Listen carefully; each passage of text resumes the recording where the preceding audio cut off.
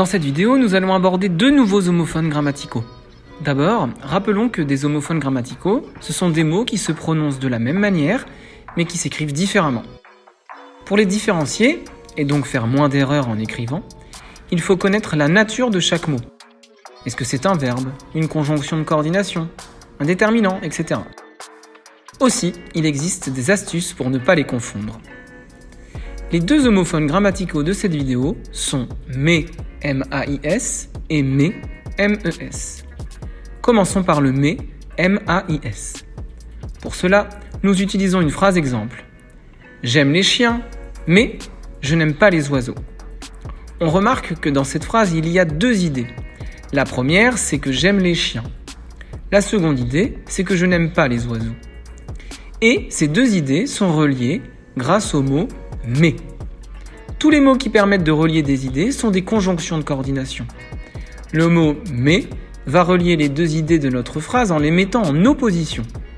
On pourrait le remplacer par « pourtant » ou bien par « par contre ». J'aime les chiens, pourtant je n'aime pas les oiseaux.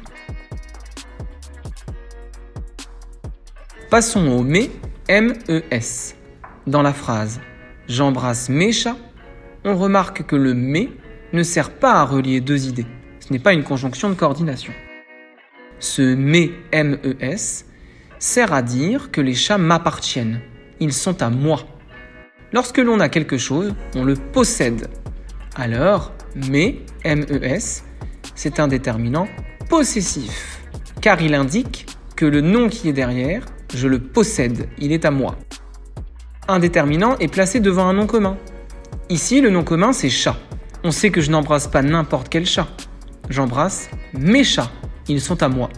Alors, mais est un déterminant possessif. Pour vérifier si le mot mais est un déterminant possessif et qu'il s'écrit M-E-S, je peux le remplacer par un autre déterminant possessif, comme tes ou alors vos. J'embrasse tes chats. J'embrasse vos chats. Le sens de la phrase change un peu, mais je sais que les chats appartiennent à quelqu'un. Alors, c'est un déterminant possessif.